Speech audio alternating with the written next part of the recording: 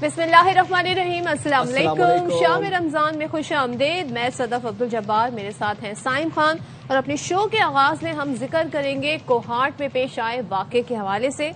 तो कोहाट में दहशतगर्दों ने फायरिंग की और फायरिंग करके डीएसपी समेत 6 अफराद को शहीद कर दिया। ये तहसील है लाची। यहाँ के डीएसपी असद महमूद 2 गाड़ियों में मुहाफिजों के साथ कस्बा शकर दर्रा जा रहे थे और रास्ते में घात लगाए शरपसंदों ने गोलियां बरसा दी। फायरिंग की जद में आकर डीएसपी लाची असद महमूद 4 एहलकारों समेत शहीद हो गए, जबकि एक राहगीर भी जिंदगी की बाजी हार गया। अच्छा, एक बात तो अभी तक हम जितनी भी कार्रवाइयां हो रही हैं और जो भी रिसेंटली इंसिडेंट्स हुए हैं पाकिस्तान के अंदर, एक बात तो हम समझ गए कि फितनल खवारिज ये इंसान नहीं है, ये जानवरों से भी बदतर है। भारतीय प्रॉक्सी फितनल खवारिज ने दरिंदगी और इंसानियत सोज जुल्म की इंतहा कर दी। मजहब का सहारा लेने वाले फितनल खवारिज रमजान अल मुबारक का एहतराम और इंसानियत भी भूल गए।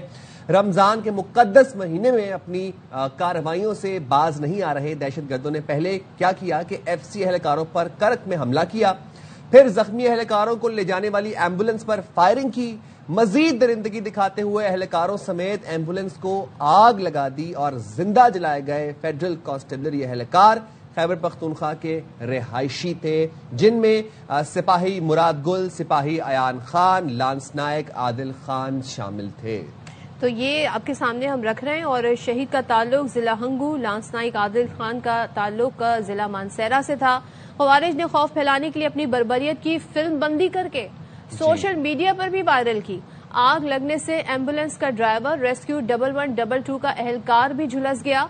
जख्मियों में हवालदार साबिर, मोहम्मद यूसुफ, हनीफ, एम्बुलेंस ड्राइवर अहमद हुसैन शामिल हैं।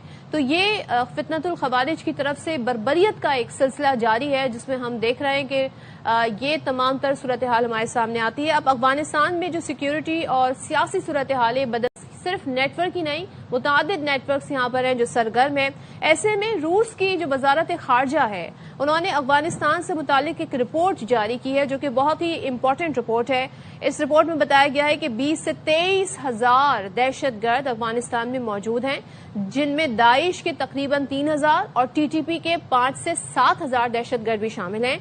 मजमूई तादाद में निस्फ से जायद गैर मुल्की शरपसंद हैं, जिनकी मौजूदगी इलाकाई सलामती के लिए मुस्तकिल खतरा है। और साथ ही रूसी वजारत खारजा की रिपोर्ट ये भी बताती है कि टीटीपी की तवज्जो अफगान सरजमीन से पाकिस्तान पर हमलों में मरकूज है, जो पाकिस्तान शुरू दिन से कहता आया है, जिस बात को सबूत के साथ पाकिस्तान कहता आया है। अब रूसी वजारत खारजा की रिपोर्ट भी इस बात को इंडोर्स कर रही है। अलकायदा और दीगर दहशतगर्द गिरोह अफगानिस्तान में तरबियती मराकज और नेटवर्क चला रहे हैं। अफगानिस्तान अलकायदा के लिए इलाकाई रवाबित और तरबियत का अहम मरकज बना हुआ है और अलकायदा के तरबियती मराकज गजनी, लगमान, कुन्नड़, नंगरहार, नूरिस्तान, परवान और अर्जगान में कायम है। दाइश खुरासान अफगानिस्तान के मशरकी और शुमाली इलाकों में एक मजबूत नेटवर्क है। चलिए जी, शामिल गुफ्तगू कर लेते हैं। हमारे साथ मौजूद है माहिर कौमी सलामती उमूर सैयद मोहम्मद अली साहब और दिफाई तज्जियाकार major general retired Zahid Mahmood साहब। बहुत शुक्रिया आप दोनों का, आपने शाम रमजान के लिए वक्त निकाला। जरा मेजर साहब आपसे शुरुआत करना चाहूंगा। दहशतगर्दों ने रमजान के महीने का भी ख्याल नहीं रखा, एफसी जवानों को जिंदा जलाकर वीडियो जारी की गई। इतनी इंसानियत सोच जुल्म, इतनी बर्बरियत, ये तो जानवरों से भी बदतर है, तो इंसान कहलाने के काबिल नहीं है फितनल खवारिज। Sir ji thank you very much Saim and Sadaf for having me. I think जी, इसको तो पहले तो जितने भी शहदा हैं और ये जो इस इंसिडेंट में पाकिस्तान के नाम पे ये जो बच्चे शहीद हुए हैं, इनको सलाम पेश करते हैं और अल्लाह ताला से दुआ करते हैं कि इनकी शहादतों के सदके पाकिस्तान में एक स्टेबिलिटी लाएं। और यही वो शहीद है जिनके खून को हमने जवाबदेही करनी है, जवाबदेह होना है क़यामत के दिन, कि जिस मुल्क के लिए इन्होंने जाने कुर्बान किया, आया हम जो रह गए पीछे, हमने उसको कंट्रीब्यूट किया कि नहीं। But I am hinting eight is कि हमें एक नेशनल नैरेटिव के साथ, वन नेशन वन नैरेटिव के साथ इस जंग को लड़ना है। अब जहां तक ताल्लुक है दहशतगर्दों का, तो साइम इसको तो डिस्कस करते हुए मेरे ख्याल में हमें रोक देना चाहिए कि इनको किसी रिलीजन से अटैच करना, किसी सकाफत से अटैच करना। अगर आप अफगानिस्तान के कॉन्टेक्स्ट में ले ले तो न वो वहां पे कोई इस्लामी है, ना ये अफगानी है कि अफगानिस्तान की रवायत को लेकर चले। जो खैबर पख्तूनख्वा के लोग अगेन वो भी ना, उनका भी रिलीजन से कोई ताल्लुक नहीं, और ना पख्तून जो रिच ट्रेडिशंस है या जो महज़ब मुआशरे के, और यही काम बलोचिस्तान में है, बलोचियत से उनका कोई ताल्लुक नहीं है। تو ٹیررسٹ از اے ٹیررسٹ, یہ پیڈ ٹیررسٹ ہے. We are fighting the criminal terrorist mind جو پیسوں کی خاطر ہو سکتا ہے اپنی ماؤں بہنوں کو قتل کر دے, اور they have no respect for the humanity. اچھا, ان کو یوز کون کر رہا ہے؟ ان کو یوز کر رہی ہے نان اسٹیٹ ایکٹرز, تو پورا اکنامک فائدہ اٹھا رہے ہیں, جو ان کے ماسٹرز بیٹھے ہوئے ہیں مڈ ٹیئر میں یا درمیان میں کر کے سمجھ لے کے بیٹھے ہوئے ہیں افغانستان. اور ایک اور اسٹیٹ ہے جو ان کو پراکسی اسپانسرشپ کر رہی ہے, ان کو پیسے دے رہی ہے لوگوں کو, انسانوں کو مارنے کی. یہ وہی لوگ ہیں جو اپنے 26 لوگوں کو انہوں نے پہلگام میں خون کیا, اس کے اوپر سندور آپریشن کے ڈرامے کا اسکرپٹ لکھا اپنے لوگوں کے خون سے, اور وہ آپ کے خون سے سندور 2.0 لے کر چل رہے ہیں. تو یہ تینوں ٹیئرز کے ڈومیسٹک فینومینا بھی ہے. افغانستان کی ابھی آپ نے رپورٹ پڑھی رشیا سے جو آئی ہے, دیٹ از ٹو, اس پہ بات کریں گے ہم فارن منسٹری کی. تو ہم ایک اینٹی ری ہیومنائز ہونے کی ضرورت ہے ان لوگوں کو. تو اس طرح کے ایک درندوں کے ساتھ ہمارا پالا پڑا ہوا ہے, جس کے لیے ایک ہول آف نیشن اپروچ کے ساتھ ہم نے ان کو لڑنا ہے. اور ان کو خدا رکھ نہ کسی مذہب سے جوڑے, نہ ان کو کسی گروپ سے جوڑے, نہ ان کو کسی ثقافت سے جوڑے. They have nothing to do. یہ اینٹی ہیومن اللہ تعالیٰ نے ان پہ ان کے وہ دل اور دماغ اور یہ چیزیں بند کر دی ہیں. We have to fight them very serious. Saeed Muhammad Ali صاحب, میں وزارت خارجہ جو روس کی ہے اس کی رپورٹ کی طرف بھی آنا چاہوں گی. دوسرے یہ کہ ان کے پاس دہشت گردوں کے پاس کوارڈ کاپٹر بھی آ رہے ہیں.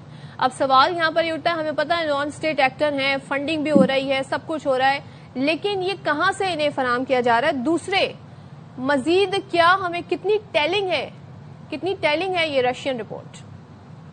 بہت شکریہ. جی بالکل, میں سمجھتا ہوں کہ یہ رپورٹ یہ ثابت کرتی ہے کہ جو جتنی بھی عالمی برادری اور عالمی طاقتیں ہیں, چاہے وہ امریکہ ہو, چاہے وہ چین ہو, چاہے وہ روس ہو, چاہے مسلم دنیا ہو, وہ پاکستان کی تشویش اور موقف کی مکمل اس سے اتفاق کرتی ہیں. اور بھارت کے وزیر اعظم مودی نے جس طرح کے وعدہ کیا تھا کہ جناب ابھی ان کا آپریشن سندور ختم نہیں ہوا ہے, تو روایتی اعتبار سے تو ظاہری بات ہے پاکستان کے کامیاب بنیاد المرصوص آپریشن کے بعد ان کی روایتی سطح پہ پاکستان سے پنجہ آزمائی کی تو ہمت نہیں ہے. تو اب وہ ان کی پالیسی میں یہ تبدیلی آئی ہے کہ انہوں نے بڑے پیمانے پہ بہت زیادہ اضافہ کیا ہے مالی, مادی اور ٹیکنیکل امداد میں جو دہشت گرد تنظیمیں افغانستان سے آپریٹ کر رہی ہیں. تو انہوں نے کامیابی سے افغانستان کو دوبارہ سے عالمی دہشت گردی کا ایک بہت بڑا مرکز بھارت نے بنا دیا ہے. اور افغان طالبان جو ہیں, یوں لگتا ہے کہ وہ اب ایک بھارتی پراکسی کے طور پہ کام کر رہے ہیں, بجائے اس کے کہ وہ اپنے عوام کی ترقی خوشحالی کی جانب فوکس کریں. دوسری بات, جس طرح ابھی جنرل صاحب نے کہا کہ یہ جو لوگ ہیں ان کے عمل سے, ان کے بیہیویئر سے یہ ثابت ہوتا ہے کہ ان کا کسی نظریہ حیات, کسی مذہب, کسی قانون, کسی ضابطے سے کوئی تعلق نہیں ہے. اور ماہ رمضان کے مقدس مہینے میں ہمارے معصوم ایون اس میں جو ریسکیو ورکرز تھے, ڈرائیور تھے ایمبولینس کے, ان کو بھی زندہ جلایا گیا. تو یہ وہ حقیقت ہے جو میں چاہتا ہوں کہ داخلی سطح پہ سب سے زیادہ اہم ہے کہ ہمارے KPK کے جو بہن بھائی ہیں وہ سمجھیں اور ان کے اندر ایک آگاہی اور شعور پیدا ہو کہ نہ صرف ہم نے کائنیٹک طریقے سے ان کو ایلیمینیٹ کرنا ہے, بلکہ ہم نے اس سوچ اور نظریے کو بھی کمپلیٹلی اپنے معاشرے اور اپنی سوسائٹی سے ختم کرنا ہے.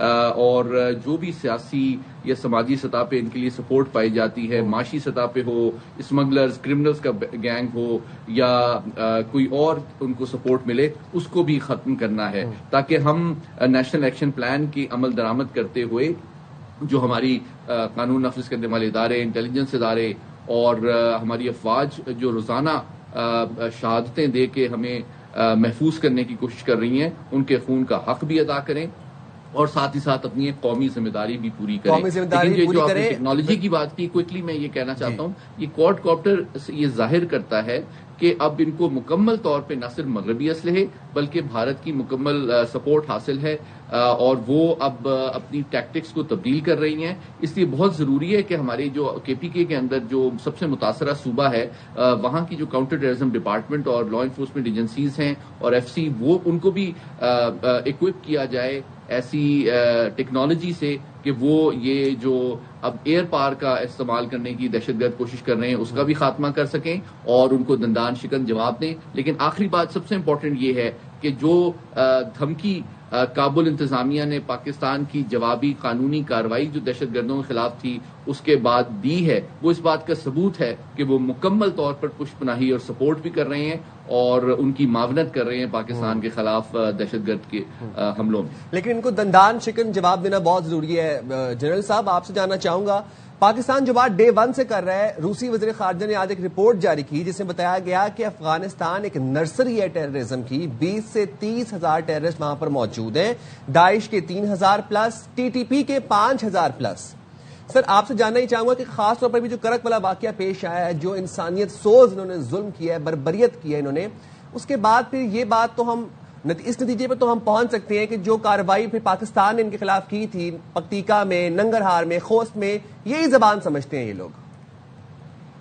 جی بالکل، پاکستان نے ابھی جو ڈیفینسو ریسٹرینٹ کو ختم کیا ہے اور پاکستان نے پریمپشن ڈسرپشن کی طرف گیا ہے، آئی تھنک اس کو بالکل پاکستان کو پش کیا گیا. جی دس از ناٹ اے چوائس، یہ پاکستان کے اوپر ایک اسٹریٹجک کمپلشن کے طور پہ بنا ہے. ابھی آپ جس رشین رپورٹ کا ذکر کر رہے ہیں فورن آفس سے، اس نے دیکھیں 4-5 چیزیں بالکل کنفرم کر دی ہیں. نمبر 1 تو انہوں نے کنفرم کیا کہ جو ٹی ٹی پی کی جو ہے وہ پریزنس، ہم کہتے ہیں کہ ٹی ٹی پی افغانستان کے سوال پہ موجود ہے ہیوج نمبرز اور وہ پاکستان کے خلاف کر رہی ہے، آپریشنز کرتی ہے، وہ ویلیڈیٹ ہو گیا. جو کراس بارڈر ٹیررزم ہے وہ اس رپورٹ کے تھرو ویلیڈیٹ ہو گیا، جو پاکستان ہمیشہ اٹس نو مور ایک الزام نہیں ہے پاکستان کی طرف سے، دیٹ از دا فیکٹ جس کو پاکستان فیس کر رہا ہے. پھر ایک اور چیز یہ رپورٹ ثابت کرتی ہے کہ کابل کا کوئی کنٹرول نہیں ہے دیر پارٹنر ٹو دیز گروپس. وہ ایک کنٹرول تو دور کی بات ہے، وہ پارٹنر ہے اور پورا فائدہ اٹھا رہے ہیں اکنامک ٹیررزم، جو اکانومی ہے ٹیررزم سے ریلیٹڈ. اور چوتھی چیز جو ہے کہ پاکستان کا جو رسپانس بنتا ہے جس کے ابھی آپ بھی ذکر کر رہے ہیں، وہ دیٹ از ویلڈ. تو یہ بالکل اسی طرح کی پاکستان لیگل فریم ورک کے تحت اب مزید کارروائی ڈپلومیٹک پولیٹیکل فارم میں لے جا سکتے ہیں. جیسے 2001 میں سیکورٹی کونسل کے اندر 9/11 کے بعد ریزولوشن 1368 اور 1373 پاس کی گئی تھی، جس نے الاؤ کیا تھا نیٹو کو اور یونائٹڈ اسٹیٹس کو کہ they can take action against states and individuals اور گروپ جو ٹیررزم میں انوالو ہیں. تو اب بالکل وہی سچویشن، اس سے بھی بلکہ ورس سچویشن اس وقت موجود ہے. اور رشیا کی یہ جو رپورٹ آ جانی ہے، I think this is a very good, ایک فریم ورک اسٹیبلش ہو سکتا ہے جو ریجنل سیکورٹی آرکیٹیکچر کا فریم ورک ہو سکتا ہے، کیونکہ رشیا، چائنا، سینٹرل ایشیا اس رپورٹ میں سب کا ذکر ہے.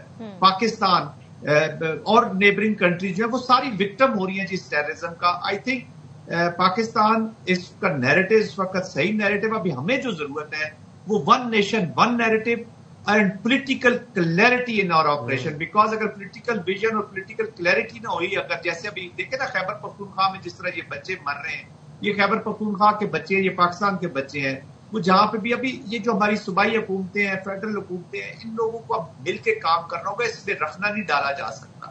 خاص طور پہ صوبائی حکومتیں، یہ فرسٹ ایئر ریسپونڈرز تھے، پولیس کے، فرنٹیئر کانسٹیبلری کے لوگ، ان کو اکوپ کرنا. وہ نیشنل ایکشن پلان پھر بار بار یاد آ جاتا ہے سائما میں کہ پور گورننس کی وجہ سے آج ہمارے یہ بچے وکٹم ہو رہے ہیں. تو آپ کب تک لاشیں گرواتے رہیں گے؟ Clear political vision, clarity of politics کے ساتھ جب ملٹری یوز ہوگی تو آپ جیتیں گے، ورنہ کیاس پیدا ہوگا. بالکل.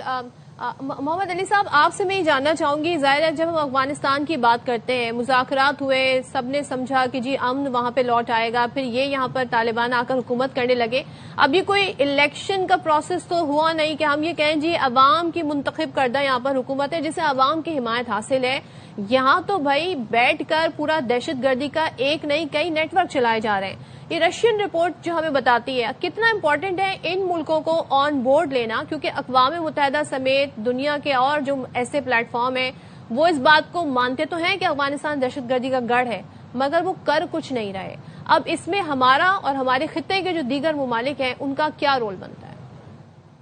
دیکھیے، سب سے بڑی بات یہ ہے کہ میں آپ سے متفق ہوں کہ دیکھیں وہاں جو بدقسمتی سے 4 کروڑ افغان عوام کے اوپر جو حکومت براجمان ہے کابل میں، وہ کوئی ان کی نمائندہ تو نہیں ہے، منتخب تو نہیں ہے، بلکہ وہ ایک مسلح گروہ ہے جو کہ اپنے اسلحے اور تشدد کی بنیاد پر افغان سرزمین پر قابض ہے، اور پچھلے 3 سال میں انہوں نے ثابت کیا ہے کہ بدستور وہ ایک مسلح تنظیم کے طور پہ ہی کام کر رہے ہیں، اور عالمی اور علاقائی دہشت گرد تنظیموں کو اپنے جھنڈے کے تحت جمع کر رہے ہیں تاکہ وہ عالمی اور علاقائی سلامتی کو متاثر کر سکیں۔ تو بہت ضروری ہے کہ محمد علی صاحب اس طرف میں آؤں گی۔ اس وقت ہمیں جوائن کیا ہے علامہ طاہر اشرفی صاحب نے، ان سے ان کا موقف جاننا ضروری ہے، کیونکہ جس طریقے سے ہم دیکھ رہے ہیں رمضان المبارک کے بابرکت مہینے میں، ماہ سیام کے اس مہینے میں یہ گھناؤنا کام کیا گیا، اور تو اور جنگوں میں بھی ہم دیکھتے ہیں کچھ اصول ہوتے ہیں، خاص طور پہ آپ ان سے ہی لڑائی کرتے ہیں جن سے آپ کی کامبیٹ ہوتی ہے، لیکن یہاں پر ہم نے دیکھا جس طریقے سے ایمبولینس کو جلایا گیا، ڈرائیور کو بھی وہ بھی جھلس گیا ہے، جس طریقے سے بربریت، تو پھر اس کی سوشل میڈیا پر وائرل کی گئی ویڈیو بنا کر۔ علامہ طاہر اشرفی صاحب، اس ماہ مبارک میں جس طریقے سے بربریت افغانستان کی طرف سے ہو رہی ہے، ان کے دہشت گردی کے نیٹ ورک وہاں پہ جس طریقے سے در اندازی کر کے کر رہے ہیں، کیا کہیے گا آپ؟ کیا اسلام کی روح سے کس طریقے سے آپ انہیں کہہ سکتے ہیں کہ یہ عمل ان کا کسی بھی طریقے سے اس زمرے میں آتا ہے، قابل مذمت ہے؟ کس طرح اس کو ڈیفائن کیا جائے جس بربریت کا مظاہرہ انہوں نے کیا ہے؟ بسم اللہ الرحمن الرحیم، نحمدہ ونصلی ونسلم علی رسولہ الکریم۔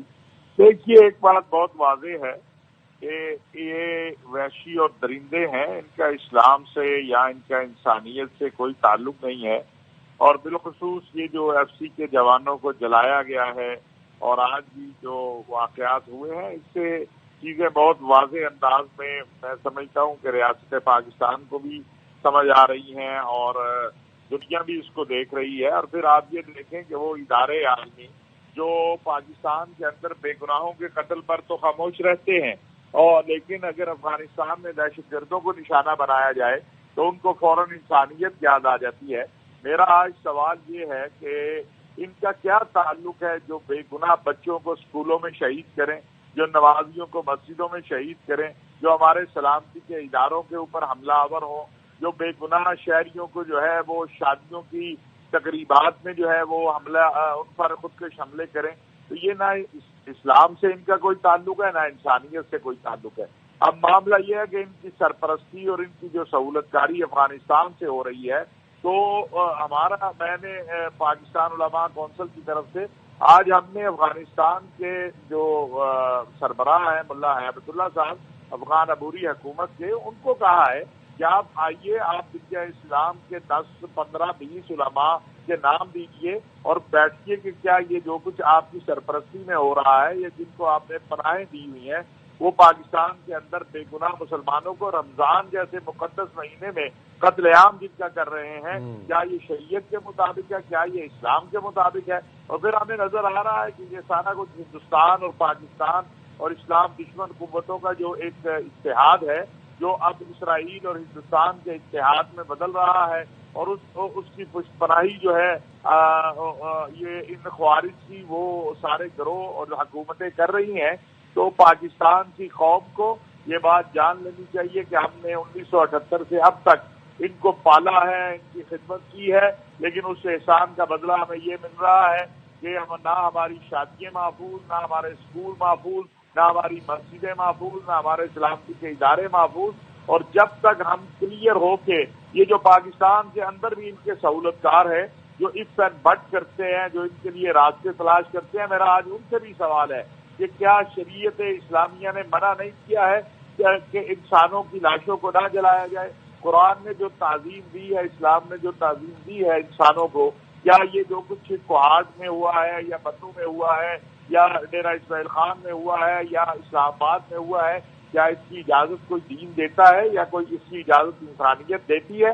یہاں اب بھی اگر کسی کے ذہن میں یہ ہے کہ وہ بہت جو ہے اسلام کے یا پاکستانیوں کے خیرخواہ ہیں، تو وہ پاکستانی پاسپورٹ چھوڑے اور افغانستان چلا جائے۔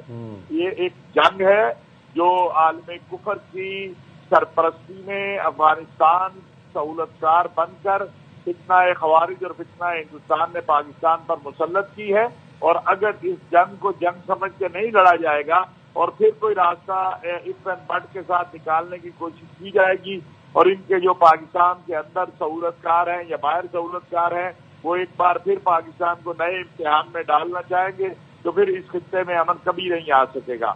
کتنی اور لاشیں ہم نے اٹھانی ہیں، کتنے اور لوگ 2000 سے زیادہ صرف نمازی شہید کیے ہیں ان ظالموں نے. اور اب یہ ہمارے سلامتی کے اداروں کے جو وہاں لوکل لوگ ہیں ان غریبوں کے اوپر جو حملہ کر کے ان کی لاشوں تک کو جلا دیا, تو یہ کون سی انسانیت ہے یا اسلام ہے؟ اور ایسے لوگوں کے لیے اللہ اور اللہ کے رسول کے احکامات بڑے واضح ہیں کہ جہاں بھی یہ مل جائیں ان کو قتل کرو, اور ان کو جو ہے یہ ان کا یہی حکم ہے شریعت کے اندر, اور کوئی حکم نہیں ہے. کب تک ہم یہ خون بہتا دیکھتے رہے؟ 78 سے شروع ہوا ہے سلسلہ آج تک. اور میں افغان قیادت سے بھی کہنا, افغانستان کے مفکرین سے کہنا چاہتا ہوں, علماء سے کہنا چاہتا ہوں, دانشوروں سے, سیاسی قائدین سے, کہ وہ یہ دیکھیں یہ خون کی ہولی کب تک انہوں نے کرنی ہے. اور ہمیں یہ مت سنائیں کہ فلاں کو ہم نے فتح کیا, فلاں نے کیا. جب پاکستان تمہاری پناہ گاہ تھا تو تم نے سب سے لڑ لیا. جب پاکستان کے خلاف تم لڑنے آؤ گے تو ہم دیکھیں گے تمہیں پناہ کون دیتا ہے. بالکل ٹھیک ہے. تھینک یو سو مچ علامہ طاہر اشرفی صاحب ہمارے ساتھ تھے. سید محمد علی آپ کا بہت شکریہ. زاہد محمود صاحب آپ تینوں کا بہت شکریہ سب شکر بات کرنے کے لیے. جناب we'll go on a short break. We'll be back after a break. Stay there with us. Welcome back جناب. کل ہم نے آپ کو ایک بڑی افسوسناک خبر بھی دی تھی اور مناظر بھی دکھائے تھے جس میں سبا سگنل میں ڈیفینس میں ایک گاڑی بہت تیز رفتار سے آ رہی تھی.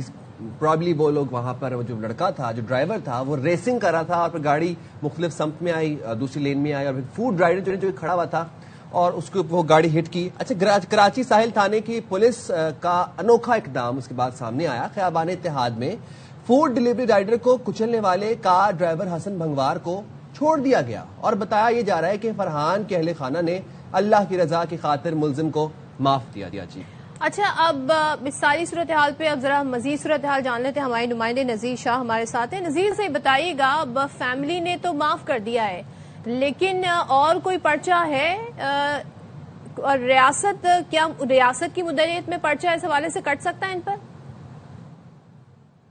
دیکھیں, کراچی میں جس طرح ہم نے اس سے قبل باثر لوگوں کی جانب سے ہٹ اینڈ رن کے یا ہٹ اینڈ رن کے بعد کارٹ کے جو کیسز دیکھے ہیں تو ان میں ہمیں شروع میں یہ اندازہ ہو جاتا ہے کہ اس کیس میں کچھ بھی نہیں ہونا, اس باثر شخص نے باہر نکل جانا ہے. اور اس کیس میں بھی ہمارا اندازہ یہی تھا اور آخر وہی ہوا. سب سے پہلے ہمیں کئی گھنٹے تک, کم سے کم 16 گھنٹے تک گمراہ رکھا گیا کیونکہ جس وقت یہ حادثہ پیش آیا, جس وقت اس فرحان کو اسپاٹ سے کرائم سین سے کلفٹن کے اسپتال منتقل کیا گیا نجی, اسی وقت اس کار ڈرائیور جس کا نام اب بتایا پولیس نے حسن بنگوار, اس کو بھی اسی وقت دونوں کو ایک ساتھ اسپتال منتقل کیا گیا تھا. لیکن اس کے بعد اس کو تو وہیں زیر علاج رکھا گیا لیکن فرحان کو جنہیں اسپتال منتقل کر دیا گیا جس کے بعد اس کی ڈیتھ ہو گئی. اور پولیس کی جانب سے کئی گھنٹے تک یہ نہیں بتایا گیا کہ اس کار کا ڈرائیور ان کے پاس زیر حراست ہے اور اس دوران مبینہ طور پر ڈیل ہوتی رہی. کتنے میں ڈیل ہوئی ہے ہم نے پولیس سے کافی جاننے کی کوشش کی, ہمیں نہیں پتا چلا, لیکن ہم نے وہ دستاویزات حاصل کر لی جس کے اندر حسن کا بیان بھی موجود ہے, گلزمان جو متوفی فرحان اس کے والد ان کا بیان بھی موجود ہے, ضمانت نامہ موجود ہے جس کے اندر لکھا ہوا ہے کہ حسن کے والد اصغر علی بنگوار جو سردار اکبر علی خان بنگوار کے بیٹے, اور ان کی جانب سے ضمانت دی گئی کہ حسن کو یہ پر اپنے ہمراہ لے کر جا رہے, کوئی اس کے اوپر کیس نہیں ہوا. اگر ہم نے کراچی میں درجنوں بلکہ سینکڑوں کیسز میں دیکھا ہے کہ اگر کوئی بس بھی کسی کو ہٹ کر کے چل جاتی ہے, ڈمپر بھی, تو سیکشن آفیسر ٹریفک کا اس کی مدیت میں مقدمہ درج ہوتا ہے. ٹریفک پولیس کے علاوہ پولیس والے بھی اپنی مدیت میں آپ ہی ہمیں بتا رہے تھے نذیر کہ پولیس یہ کہہ رہی ہے کہ جب تک اس کے ورثاء نہیں آئیں گے پرچہ نہیں کٹے گا. مجھے ایک بات بتائیں, کیا تدفین سے پہلے ہی یہ صلح ہو گئی, صلح نامہ یہ طے آ گیا, یہ پورا جو ہمارے سامنے منظر آ رہا ہے یہ طے ہو گیا تھا تدفین سے پہلے, ورنہ تو ورثاء ہی نہیں مل رہے تھے پولیس کو؟ تو بالکل ایسا ہی ہے. یہ کل صبح سے لے کے جو شام تک کا وقت تھا جب تک پولیس نے سب کو اندھیرے میں رکھا ہوا تھا کہ ان کے ابھی تک وہ ٹریٹمنٹ چل رہا ہے جبکہ وہ جاباگ ہو چکا تھا. یہ خبر بھی دیر سے بتائی گئی ہے کہ یہ فرحان جو ہے وہ جاباگ ہو چکا ہے. ان بٹوین جو ہے ان کا آپس میں راضی نامہ چل رہا تھا کیونکہ اس جو جس کا حادثہ ہوا ہے اس کا گھر بھی قریب تھا, اس کے والد, اس کے چچا اور دیگر بھی آ گئے تھے. اس کے علاوہ پولیس کی جانب سے ہمیں بظاہر ایسا لگتا ہے کہ اس کیس میں پولیس کے اوپر مختلف طریقوں سے دباؤ بھی ڈالا گیا ہے کیونکہ ہم نے یہ دیکھا کہ کوئی بھی کیس ہو جائے, ہمارے سامنے بہت بڑی مثال نتاشا کیس کی جس کے اندر جب اس کو پکڑا گیا تو ٹرائل بھی ہوا، ایون کہ ابھی تک اس کا جو ڈرگ والا کیس ہے وہ ابھی تک عدالت میں چل رہا ہے، جبکہ جو ٹکر والا حادثے والا کیس تھا وہ دونوں فریقین میں صلح ہونے کے بعد ختم ہو گیا. تو یہاں پر جو صلح نامہ جو ہوا اس کو بہت زیادہ ایک راز میں رکھا گیا، بڑا اس کیس کو پراسرار بنایا گیا. اس کے اندر پولیس کی جانب سے جس طرح میڈیا کو دور رکھا گیا اس پورے کیس سے، یہاں پر ایک شبہ پیدا ہوتا ہے کہ کیا وجہ تھی، کیوں آخر میڈیا کو دور رکھا گیا. پولیس کی جانب سے یہ بتایا گیا کہ وہ تدفین کر کے واپس آئیں گے تو وہ مقدمہ درج کروائیں گے، جبکہ آج ہمیں یہ پتہ چلا ہے کہ وہ تدفین کر کے آئیں گے تو وہ پراپر ایک صلح نامہ ہوگا تاکہ کل کو وہ کوئی کیس ان کے خلاف درج نہ کرا سکیں. اور یہ جو فرحان اس کے والد بلاول کل کو جو ہے وہ مزید کوئی کیسز نہ درج ہو سکیں. بہت شکریہ نذیر شاہ، آپ ہمیں ایڈ کر رہے تھے. I just want to add something. دیکھیں ہمارے سامنے ویڈیو ہے اور یہ ویڈیو آپ کو بتا رہی ہے کہ کس طریقے سے وہ گاڑی تیز رفتاری میں آ رہی ہے اور پھر وہ آتی بھی رانگ وے میں ہے، اور یہ جو رائڈر ہے اس کے اوپر ویڈیو ہم نے دیکھا کہ وہ گاڑی چڑھ دوڑتی ہے.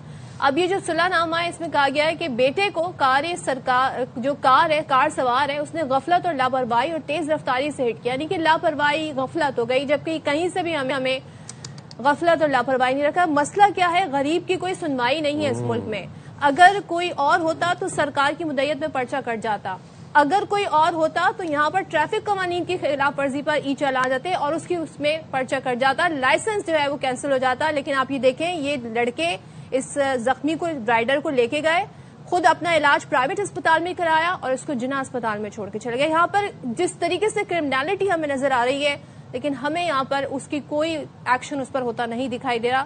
یہ ایک بہت بڑا عالم ہے اور یہ غریب ٹھٹا سے کراچی روزگار کے لیے آیا ہوا تھا. جناب موونگ فارورڈ ہم ذرا کرکٹ کے حوالے سے بھی کچھ گفتگو کر لیتے ہیں اور کرکٹ اپڈیٹس بھی آپ تک پہنچانی ہوتی ہیں.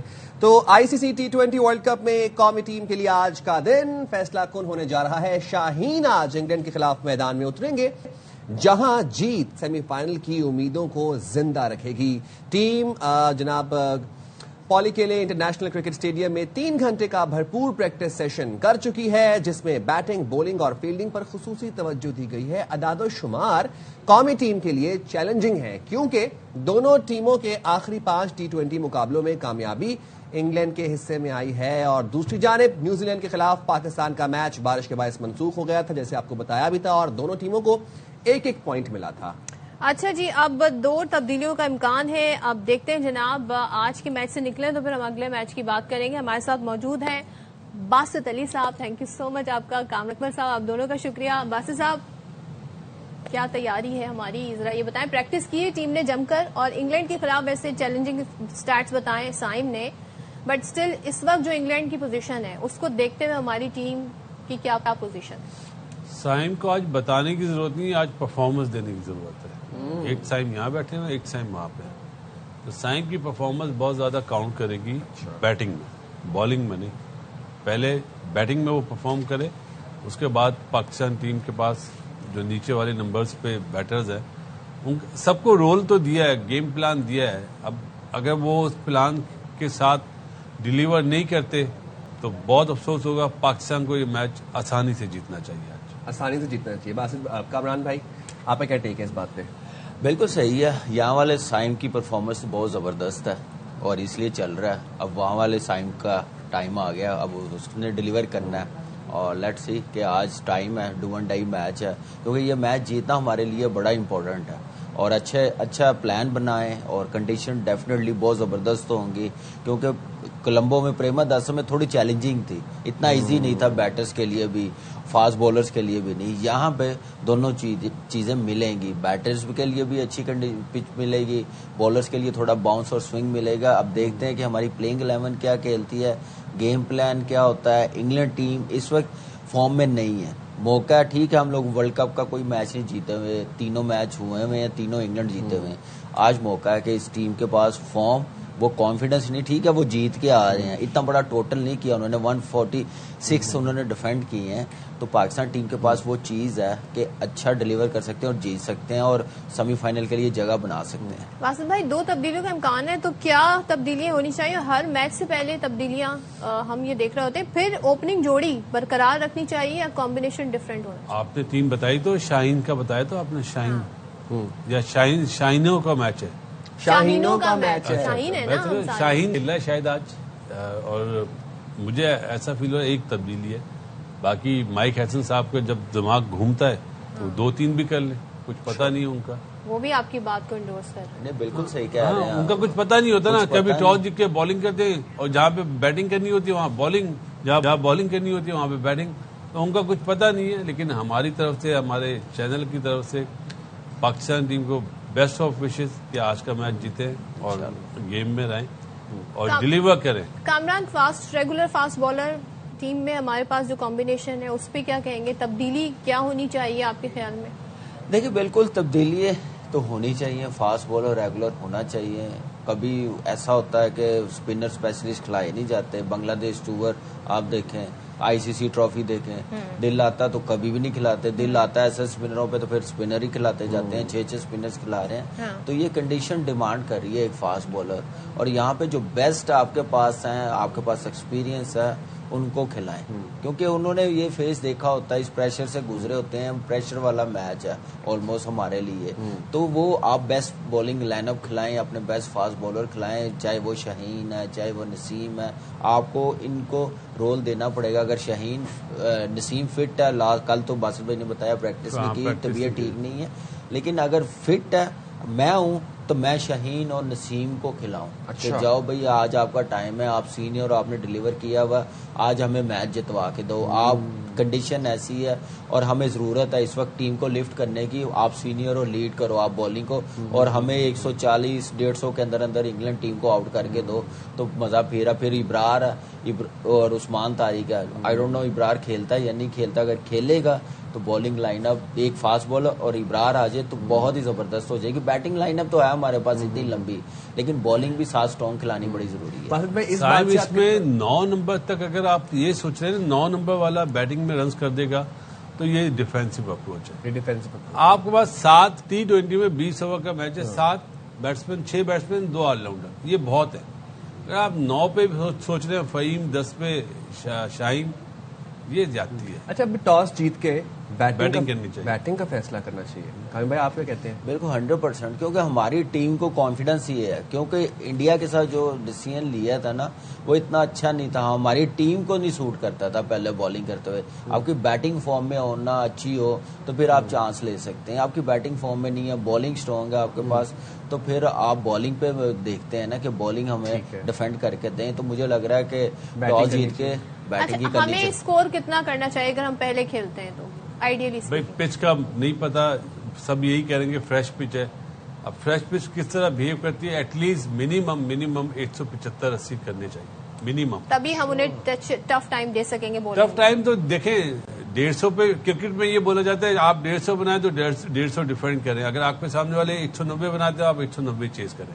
کرکٹ یہ ہے، ہم امپلیمنٹ کس طرح کرتے ہیں یہ دیکھنا ہوگا. بالکل آپ کیا کہیں گے؟ بالکل ایسے ہی ہے. اگر گیم سے 180-185 آپ کر لیں گے نا انگلینڈ ٹیم پہ اتنا پریشر آ جائے گا وہ میچ سے بالکل ہی باہر ہو جائے. ٹھیک ہے، Let's hope for the best. آپ کی کیا سوچ ہے ویسے؟ بالکل جو آپ نے کہا میری بھی وہی سوچ ہے. تھینک یو جی. ہم جائیں گے جناب ایک چھوٹی بریک پہ، حاضر ہوں گے بریک کے بعد. Stay there with us. Welcome back جناب. اور ذرا سیاسی منظر نامے پہ کچھ نظر ڈال لیتے ہیں. تو گورنر سندھ کامران ٹھسوری کا استعفی مانگنے پر MQM پاکستان کے رہنما فاروق ستار کا جوابی وار. فاروق ستار نے صدر مملکت آصف علی زرداری کا استعفی مانگ لیا. فاروق ستار صاحب نے کہا کہ پیپلز پارٹی سے MQM کا ایک عہدہ برداشت نہیں ہو رہا. مردوں کی طرح میدان میں مقابلہ کرو. پیپلز پارٹی نے 18 سال کے دوران کراچی والوں سے جینے کا حق چھین لیا. گل پلازا پیپلز پارٹی کے 18 سالہ حکمرانی کا قبرستان بنے گا. اچھا جی، اب یہ تمام تر جو صورتحال ہے اب ہم یہ دیکھ رہے ہیں اس سلسلہ سینٹ تک جا پہنچا ہے اور پھر قومی اسمبلی تک بھی جا پہنچا ہے. سینیٹر شہری رحمان کہتی ہیں کہ سندھ سے متعلق بیک ڈور سیاست کی جاتی ہے، ہمیں مزاحمتی اور مذمتی سیاست بھی کرنی آتی ہے. سندھ کی تقسیم کی بات آئین اور جمہوریت کے خلاف ہے. پیپلز پارٹی رہنما شازیہ مری نے کہا کہ غیر ذمہ دارانہ بیانات قومی ہم آہنگی اور استحکام کے لیے خطرہ ہیں. حکومت کو وزراء کے رویے پر اپنا موقف واضح کرنا ہوگا. کوئی ظاہر ہے MQM کے جو یہ وزراء ہیں اس میں سے 2 جو پریس کانفرنس کرتے ہیں 2 تو وفاقی وزیر بھی ہیں. خالد مقبول صدیقی صاحب اور مصطفیٰ کمال صاحب. جناب موونگ فارورڈ آپ کو ذرا بھی بتا دیں کراچی کی سیاست کے حوالے سے ہم بات کر ہی رہے ہیں تو کراچی کے معاملات پر chairman people's party Bilawal Bhutto صاحب جو ہیں وہ زیادہ سرگرم نظر آ رہے ہیں ہمیں آج کل. ایک ہی دن میں وزیر اعلیٰ صوبائی وزیر اطلاعات اور کراچی پولیس چیف سے ملاقات کی. انہوں نے وزیر اعلیٰ سندھ مراد علی شاہ نے بلاول بھٹو کو صوبے کی انتظامی اور سیاسی صورتحال پر بریفنگ دی. شرجیل میمن صاحب نے صوبے میں ٹرانسپورٹ منصوبوں سمیت محکمہ اطلاعات کی کارکردگی سے بھی ان کو آگاہ کیا. تو یہ جناب بلاول صاحب ہمیں سرگرم نظر آ رہے ہیں, کافی ایکٹیو نظر آ رہے ہیں. بات کر لیتے ہیں, ہمارے ساتھ موجود ہیں پیپلز پارٹی کی رہنما اور ممبر قومی اسمبلی شرمیلا فاروقی صاحبہ. Thank you so much Sharmila for joining us. سب سے پہلے تو یہ بتائیے گا, ہم نے بیچ میں بھی دیکھا اکثر و بیشتر ایسا ہوتا رہتا ہے, لیکن اب یہ سلسلہ بڑی تواتر کے ساتھ جاری ہے, جو پیپلز پارٹی اور ایم کیو ایم کے درمیان ایک ٹینشن کافی بڑھتی جا رہی ہے. یہاں تک معاملات کیوں پہنچے ہیں؟ اس وقت یاد ہے جب گل پلازا والا واقعہ ہوا تھا تو پریس کانفرنس کر کے وفاق کی بات کر دی تھی, وفاق کے انڈر دے دیں, خواجہ آصف نے بیان دے دیا تھا, لیکن اب یہ سلسلہ ہمیں لگ رہا ہے جیسے صدر کے استعفے تک بات پہنچ گئی ہے. یہاں تک کیوں پہنچ گئے معاملات؟ جی بہت شکریہ صدف. دیکھیے جی, جہاں تک کراچی کا تعلق ہے تو ایم کیو ایم کی سیاست کراچی سے شروع ہوتی ہے اور کراچی پہ ختم ہو جاتی ہے. کوئی ایسا کوئی مسئلہ ہو جائے کراچی میں یا کوئی سانحہ ہو جائے, اس کے اوپر ایم کیو ایم پیچھے نہیں ہٹتی سیاست کرنے سے. اور آپ نے دیکھا یہ گل پلازا کی جو ایک ٹریجڈی ہوئی ہے اس پہ ایم کیو ایم نے دل کھول کے سیاست کری. اس سے اگر ہم ماضی میں چلیں تو آپ کو یاد ہوگا کہ بلدیہ فیکٹری کا جو ایک بھیانک واقعہ ہوا, اور واقعہ کہ میں کیا کہوں گی, باقاعدہ آگ لگائی گئی اس فیکٹری کے اندر, اور پھر اس آگ بجھانے کے لیے جو فائر بریگیڈز آ رہی تھیں اور جو ریسکیو ٹیمز آ رہی تھیں ان کو بھی روکا گیا. اور یہ تاریخ کا حصہ ہے, وہ کس نے کیا میں نام نہیں لینا چاہتی, ہم سب جانتے ہیں. تو کوئی بھی کراچی کے اندر ایشو ہو تو اس کو ہائی لائٹ کرنے میں اور اس کے اوپر نیگیٹیوٹی پھیلانے میں ایم کیو ایم کا بہت اہم کردار ماضی میں رہا ہے, آج بھی اور رہے گا.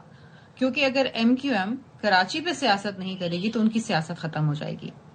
اس وقت بھی کوئی سلسلہ اسی طریقے سے چل رہا ہے, اور یہ جو مطالبہ کیا جاتا ہے کہ کراچی کو الگ صوبہ بنا دیں, یہ ایم کیو ایم کی اس وقت کی خواہش ہے جب اس ایم کیو ایم کو الطاف حسین لیڈ کرتے تھے, اور وہی انگریڈینٹس اور وہی جو ڈی این اے نا آج بھی ان لوگوں میں موجود ہے.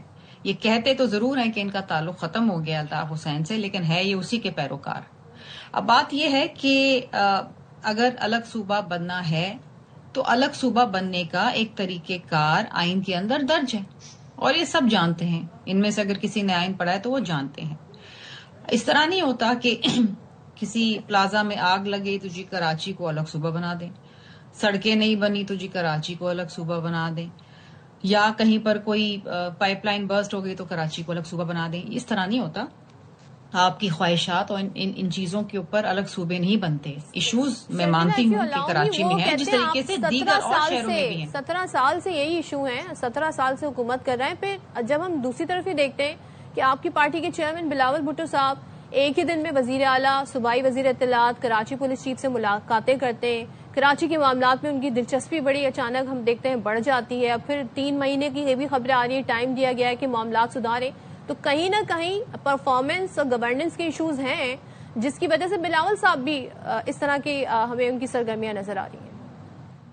دیکھیے صدف, بلاول بھٹو زرداری صاحب پاکستان پیپلز پارٹی کے چیئرمین ہیں, اور وہ اپنے وزیر اعلیٰ سے اور اپنے وزراء سے ملاقاتیں کرتے ہیں اور اپڈیٹ لیتے ہیں اور پرفارمنس لیتے ہیں. This is his way of politics, اور یہی ہونا چاہیے کہ آپ اپنے وزراء کی پرفارمنس لیں. یہ کوئی نئی بات نہیں ہے, پہلی دفعہ نہیں مل رہے, وہ ماضی میں بھی ملتے رہے. اور جہاں تک کراچی کا تعلق ہے, کراچی پہ بلاول بھٹو زرداری صاحب کی خصوصی نظر ہوتی ہے. آپ نے دیکھا ہوگا کراچی کی بزنس کمیونٹی سے بھی وہ ملتے ہیں, کراچی کے اندر مختلف شاہراہوں کا بھی وہ دورہ کرتے ہیں, کراچی کے اندر جو انفلٹریشن پلانٹ ہے اس کا بھی دورہ کرتے ہیں. اور کراچی بالکل فوکس ہے, بیکاز شہر رگ ہے نا سندھ کی. اور اسی طریقے سے آپ دیکھیں کہ جو ریونیو کراچی جنریٹ کرتا ہے وہ پورے ملک میں جاتا ہے, سب سے زیادہ جنریٹ کرتا ہے. تو کراچی ڈیفینیٹلی دیگر جو اضلاع ہیں سندھ کے اسی کی طرح ہمارے لیے بہت اہم ہے, اور بلاول بھٹو زرداری صاحب کے لیے بھی بہت اہم ہے. بالکل, میں آپ سے یہاں سے کنٹینیو کروں گی. ایک شارٹ بریک ہمیں لینا ہے, لیکن بریک پر جانے سے پہلے جو سوال چھوڑے جا رہے ہیں وہ یہ ہے کہ یہ بھی کہا گیا ہے کہ جو کراچی کی ترقیاتی منصوبوں کے حوالے سے جو کمیٹی ہے اس میں محسن نقوی صاحب کے انکلوژن کی بات ہو رہی تھی, اس کو پیپلز پارٹی مسترد کر رہی, تو اس پہ بھی بات کریں گے آفٹر دس بریک. अस्सलाम वालेकुम, वेलकम बैक टू शाम रमजान। जनाब, हम जरा कराची की सियासत के हवाले से बात कर रहे थे। हमारे साथ शर्मिला फारूकी साहिबा मौजूद थी, जरा उनसे बात कर लेंगे, कंटिन्यू करेंगे अपने सेगमेंट को। शर्मिला साहिबा, मोहसिन नकवी साहब को कराची तरक्याती मंसूबों की कमेटी में शामिल करने की तजवीज़ जो थी वो मुस्तरद कर दी गई है, और इस पर क्या कहना चाहेंगे? इस पर क्या मौक़िफ़ है, क्या राय है पीपल्स पार्टी की?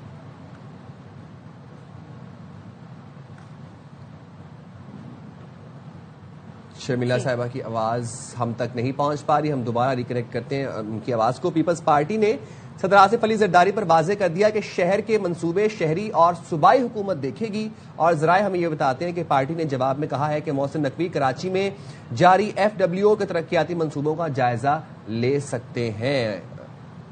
तो इसी पर बात कर लेते हैं शर्मिला साहब। शर्मिला साहबा, आप वो सवाल भी कंटिन्यू कीजिएगा। आप कह रही थी कि बिलावल साहब बड़े इंटरेस्ट लेते हैं, लेकिन जरा ये बताइएगा, अक्सर बेशतर वो शहबाज स्पीड की भी बड़ी तारीफें करते हैं, और आजकल मोहसिन स्पीड का भी काफी जिक्र है, तो जो कमेटी में उनकी इंक्लूजन थी उसको अपोज किया है पीपल्स पार्टी ने मोहसिन नकवी साहब की। Y, what is the reason?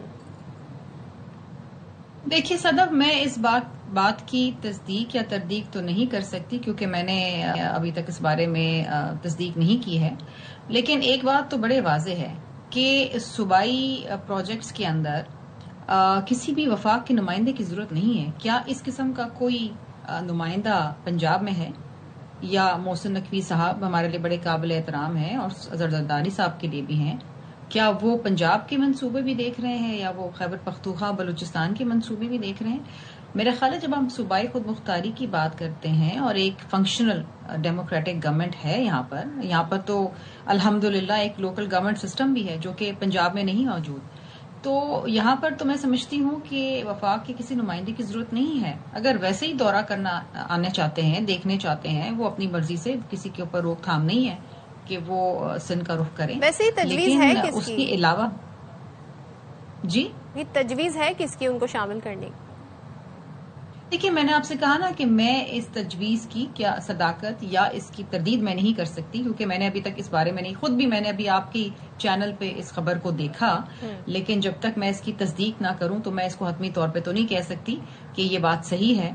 लेकिन ये मेरी अपनी आरा जरूर है कि किसी भी वफाक के नुमाइंदे की सिंध के प्रोजेक्ट्स को मॉनिटर करने की जरूरत नहीं है। सिंध एक खुद मुख्तार सूबा है, वहाँ पर एक फंक्शनल सिंध गवर्नमेंट है, वहाँ पर लोकल गवर्नमेंट सिस्टम बिल्कुल इंटैक्ट है जो देख रहा है, और फिर आप लोग सारे बैठे हैं देखने के लिए, तो मैं नहीं समझती किसी और की मॉनिटरिंग की जरूरत होनी चाहिए। शर्मिला साहिबा, गवर्नर हाउस में एक कॉन्फ्रेंस होती है जिसमें MQM के सीनियर रहनुमा जो है वो मुखातिब होते हैं। गवर्नर सिंध कामरान रसोई साहब काफ़ी गुस्से में होते हैं, वहाँ पर तकरीर करते हैं। उसके बाद फिर शजील मेमन साहब उस तकरीर का उनकी बातों का जवाब भी देते हैं। 28वीं तरमीम की बाज़ गश्त है, तो क्या पीपल्स पार्टी वफाक से ये मुतालबा कर सकती है कि हिमायत के बदले गवर्नर को हटाया जाए, गवर्नर को चेंज किया जाए, वो जो 2-2 वाला फार्मूला था उसको अपनाया जाए? देखिए सैम, पीपल्स पार्टी और PMLN का एक मुआहिदा था जिसमें ये फैसला हुआ था कि सूबे सिंध का गवर्नर या तो पीपल्स पार्टी का होगा या फिर PMLN का होगा। अगर तो अपना नहीं लगाना चाह रहे तो फिर पीपल्स पार्टी का लगने दें, लेकिन ये बिल्कुल भी तय नहीं हुआ था कि MQM का गवर्नर यहाँ पर होगा।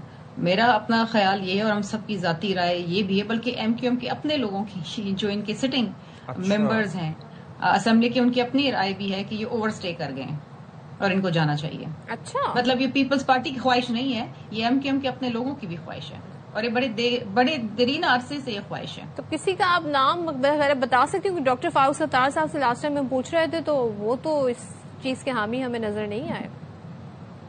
फारूक सत्तार साहब को छोड़ के बाकी सबकी यही राय है कि इनको जाना चाहिए, और बहुत पहले चले जाना चाहिए था। देखिए, बात यह है कि सारे गवर्नर्स चेंज हुए, जब ने हुकूमत आई तो बाकी सारे तीनों सूबों के गवर्नर्स लगे।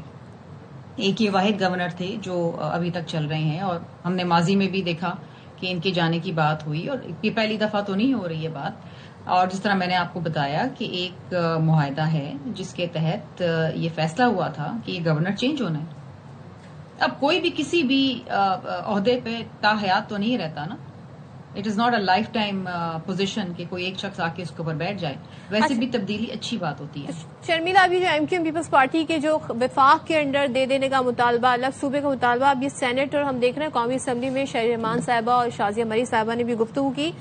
ویسے آپ کے خیال میں اس معاملے کا حل ہے کیا؟ دونوں جماعتیں اگر مل بیٹھ جائیں، مسائل کے حل پہ بات کر لیں، یہ آپشن ہے آپ لوگوں کے پاس؟ انیشیٹ کون کرے گا اسے؟ صدف، مجھے ایک بات بڑی عجیب سی لگتی ہے کہ کراچی کے اندر اگر آپ کو ایک سڑک ٹوٹی ہوئی نظر آ جاتی ہے، اس میں مرمت ہو رہی ہے، تو شور واویلا مچ جاتا ہے کہ جی کراچی کو وفاق کے حوالے کرتے ہیں. کراچی میں خدا نخواستہ کسی بچے کی ہلاکت ہو جاتی ہے، جو کہ میں بہت تکلیف میں یہ بات کہہ رہی ہوں کہ کوئی ڈرین کھلا ہوا یا کچھ ہوا تو کہہ دیتے ہیں جی وفاق کے حوالے کر دیں کراچی کو. وائے خیبر پختونخوا کے اندر، پشاور کے اندر جب بم دھماکے ہوتے ہیں تو یہ کہا جاتا ہے کہ پشاور کو وفاق کے حوالے کر دیں. اس کا مطلب کیا ہے؟ کہتی ہے آپ لوگ 17 سال سے ہیں اور مسائل وہی کے وہی ہیں. نہیں 17 سال سے بالکل ہم ہیں. تو خیبر پختونخوا کے اندر بھی 15 سال سے ایک ہی جماعت کی حکومت ہے. دیکھیں، میں یہ بالکل مانتی ہوں کہ ایشوز ہیں، ایشوز ریزالو ہونے چاہیے اور ایشوز ریزالو ہو رہے ہیں. ایک وقت ایسا تھا جب آپ بیٹھ کے، میں آپ کے ساتھ شو کرتی تھی، آپ کہتے تھے کراچی میں تو ٹرانسپورٹیشن کا کوئی نظام ہی نہیں، کوئی سسٹم ہی نہیں ہے. ابھی ہے. دوسرے صوبوں کو دیکھیں، آج آپ یہ کہہ سکتی ہیں ابھی بالکل ہے. کراچی کی آبادی کے حساب سے ہے صوبے کے اندر، بالخصوص کراچی کے کراچی کی آبادی کے نصاب سے ہم بڑھا رہے ہیں. دیکھیے، اوور نائٹ کوئی بھی چیز نہیں ہوتی، دیر آئے درست آئے. لیکن کراچی میں آج ایک الیکٹرک بسز کا سسٹم ہے، پنک بسز کا الگ سسٹم ہے، اسکوٹیز الگ دی جا رہی ہے، ایک سسٹم ہے. کراچی کی آبادی کو آپ دیکھیں، اور کراچی کی آبادی آج سے 17 سال پہلے اور آج میں بہت زمین آسمان کا فرق ہے. کراچی کے ریسورسز کے اوپر باہر سے جو لوگ آتے ہیں کراچی میں نوکریاں تلاش کرنے اور رہنے کے لیے، وہ بھی ایک بہت بڑا چیلنج ہے ہمارے لیے.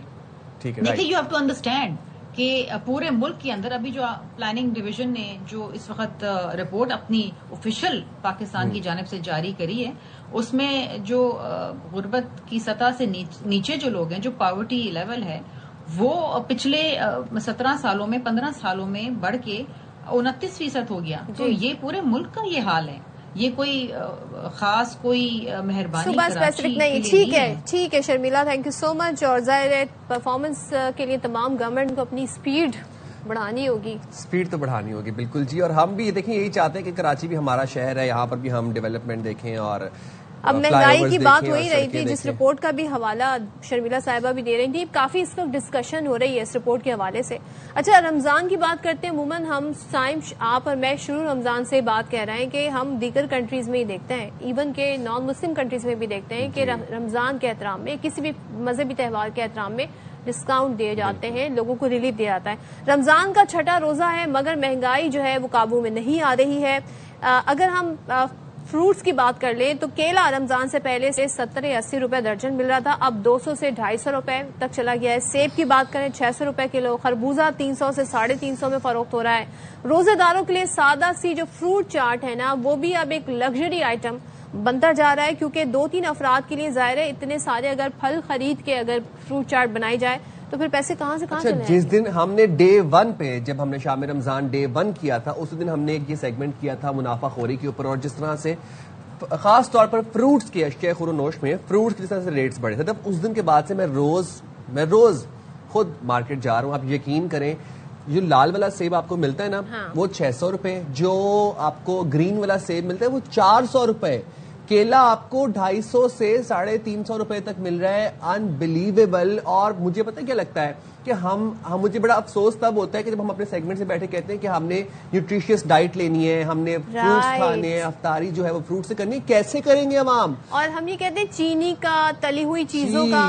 آپ دیکھیں ان چیزوں پہ سبسڈی ہوتی ہے ہمارے ملک میں، چینی پہ سبسڈی ہوگی، آٹے پہ سبسڈی ہوگی. چلیں آٹا بھی ایک ضرورت ہے، لیکن پھل فروٹ پہ بھی پھر سبسڈی دیں جو کہ آپ کی غذائی ضرورت ہے. اتنا دکھتا ہے، آپ 1000 روپے کے اندر بھی فروٹ چاٹ نہیں بنا سکتے. آپ کو کم سے کم 1500 سے 2000 روپے چاہیے 3 سے 4 لوگوں کی فیملی کو فروٹ چاٹ بنانے کے لیے. تو آپ مجھے بتائیں 37,000 منیمم ایوریج ویج ہے ہمارے ملک کے اندر، افورڈ کر سکتے ہیں روز 2000 کی فروٹ چاٹ؟ نہیں کر سکتے. اس میں آپ نے بجلی کے بل بھی دینے ہیں، بچوں کی فیس بھی دینی ہے. اور ہمارے ساتھ ہمارے نمائندگان موجود ہیں، ذرا ان سے جانتے ہیں کہ ایک کم بجٹ میں کس طریقے سے بنائی جا سکتی ہے فروٹ چاٹ. روبین الوی نے ہمیں کراچی سے جوائن کیا ہے، نواب شیر ہمارے ساتھ پشاور سے ہیں، اور لاہور سے ہمارے ساتھ موجود ہیں नज़ीर भट्टी। आप तीनों का बहुत शुक्रिया। तो सबसे पहले रुबीना, जरा आपसे आगाज करते हैं। अब जिस तरीके से फ्रूट के रेट चल रहे हैं, कैसे बनाई जा सकती है कम पैसों में फ्रूट चाट? कोई फॉर्मूला बताएं, कुछ आपने देखा हो वहां पे लोग कर क्या रहे हैं, कह क्या रहे हैं? जी, मेरे हिसाब से तो शायद फ्रूट चाट की तस्वीर अपने पास रख लें और उसी से ही पेट भर लें, क्योंकि एक आम आदमी की इस्तेताद में तो बिल्कुल नहीं आ रहे हैं फ्रूट्स। लेकिन यहाँ पर बड़ी मैंने एक मज़ाक़खेज़ बात ये देखी कि जब हमने अपनी गाड़ी अपने इदारे की ARY की कहीं और पार्क की, तो वही फ्रूट्स जो हैं उनके जो दराजात थे वो इस कदर बुलंद थे कि मुझे तो सुनकर ही पसीने छूट गए। उसके बाद जैसे ही उन्होंने देखा कि मेरे हाथ में माइक है, तो उनका जो क़िबला था वो बिल्कुल दुरुस्त हो गया और वो बिल्कुल नॉर्मल प्राइस की तरफ आ गए। लेकिन कहा यह जा रहा है, यहाँ पे जब हमारी लोगों से बात हुई तो उन्होंने कहा कि जैसे ही आप दाएं बाएं होंगे तो दोबारा जो कीमतें हैं वो उसी तरह उनके दराजात जरा एक एक करके हमें कीमतें बताना शुरू करें ना जरा। अमरूद, सेब, केला, ये इन 3 चीजों की आप कीमतें बताएं। जी, अमरूद जो है वो जनाब यहाँ पर 300 रुपए बताया जा रहा है। इसके साथ साथ जो केले हैं वो भी 300 रुपए दर्जन है, और इसके अलावा जो स्ट्रॉबेरी है वो 150 रुपए पाव यानी कि 500 रुपए किलो है। इसके साथ साथ 300 में ही साथ ही रहेगा। कमिश्नर हाजिम बंगवार ने हमें ज्वाइन किया है, thank you so much. Karachi से हमारे साथ मौजूद है हाजिम बंगवार साहब। जरा ये तो बताएं, रमजान का महीना आ गया, छठा रमजान है, मगर महंगाई इतनी ज्यादा है, कोई सरकारी रेट में सरकारी निर्ख की तो धज्जियां उड़ा दी हैं। आप जाके मार्केट में सर्वे करें तो आपको अंदाजा होगा कि कितने प्राइस ऊपर चले गए, 200-300 रुपए ऊपर प्राइस चले गए। इसके लिए क्या कर रही है government? Hello, welcome, I hope you doing good. जी बिल्कुल, ये आपकी बात बिल्कुल सच है कि हम जितना अपनी तरफ से बड़ी कोशिश कर रहे हैं, पूरी एडमिनिस्ट्रेशन बहुत लगी हुई है फील्ड में, सुबह को और रात को प्राइस चेकिंग हो रही है। ये बात सच है कि हमारे चालान देने के बावजूद भी हम हट जाते हैं तो ये दोबारा उसका डबल महंगा करते हैं। तो अब तो मैंने पॉलिसी थोड़ी चेंज कर दी, आराम बाग में जहाँ का मैं असिस्टेंट कमिश्नर हूँ, मैं वहाँ कमिश्नर की हिदायत DC की हिदायत में वहाँ बैठ के ओपन ऑप्शन करता हूँ। तो बेसिकली वहाँ से हटता नहीं, मैं वहीं खड़े होकर गवर्नमेंट रेट पर चीजें खरीद करता हूँ। हाजिम साहब, बाकियों को भी अपना किरदार अदा करना होगा। क्या आप आज हमारे प्रोग्राम में हमें कोई डेट या कोई रमजान का बता के जा सकते हैं कि 10वें रमजान तक, चलिए 12वें रमजान तक प्राइसेस जो है वो कंट्रोल हो जाएंगी? मैं ये आपको जरूर कह सकता हूँ कि एडमिनिस्ट्रेशन जो है, जो हमारे कमिश्नर साहब है और DC साहब है और बाकी तमाम जो DCs हैं और असिस्टेंट कमिश्नर भी फुल फील्ड में कोशिश कर रहे हैं। ये आपको मैं फुल फ्लैट रिटर्न गारंटी दे सकता हूँ, कोशिश पूरी हो रही है। बेसिकली कहीं मार्केट ज्यादा कहीं कम है, क्या ये 100% खत्म हो सकता है ये तो मैं नहीं कह सकता हूँ, पर इतना बोल सकता हूँ कि हाँ, इस पे काफी इफेक्ट आ सकता है। जी, इस पे काफी कंट्रोल आ सकता है। 100% नहीं होएगा मेरे ख्याल से, जहाँ तक मेरी ऑब्जर्वेशन है। अच्छा हाजिम साहब, I've seen you quite active in the field. Just on a lighter note, अगर मैं आपसे कुछ फलों की कीमतें जानना चाहूँ तो would you be able to answer that? अगर आपसे पूछूं कि क्या सरकारी कीमत चल रही है केलों की या सेब की, तो आप बता सकते हैं हमें और हमारे व्यूअर्स को? आज की मैं नहीं बता सकता, because I was in anti operation, तो मेरी तरफ से मेरी टीम गई थी। अच्छा, लेकिन हम तो यहाँ पर आपकी टीम गई थी, मगर जाहिर है आपके अलावा और भी जो कमिश्नर है, डिप्टी कमिश्नर है, उन्हें एक्टिव होना पड़ेगा तो ही जाके इस पे। डेफिनेटली आप बिल्कुल सही कह रही हैं, आपकी बात बिल्कुल 110%। कोई मीटिंग वगैरह, कोई प्लान रमजान से पहले आप लोगों ने बनाया कि भाई किस तरीके से पेट्रोलिंग होगी, चेक किया जाएगा, मॉनिटर किया जाएगा कीमतों को? जी, ये डेफिनेटली बनाया हुआ है, उस पर हम अमल भी कर रहे हैं। बेसिकली ऑल असिस्टेंट कमिश्नर्स, उनका स्टाफ, एक क्या पूरी team have to be in field constantly. हर दुकान को मल्टीपल दफा सर्वे किया जाएगा और एंड ऑफ द डे आप ऑब्वियसली दुकानदार को भी लिमिट पे रखना चाहते हो, क्योंकि दुकानदार की दुकानें बंद कर देते हैं तो एक और मसला हो जाता है। एंड रिगार्डलेस ऑफ दैट हम वहाँ बैठ के ओपन ऑप्शन करवा रहे होते हैं।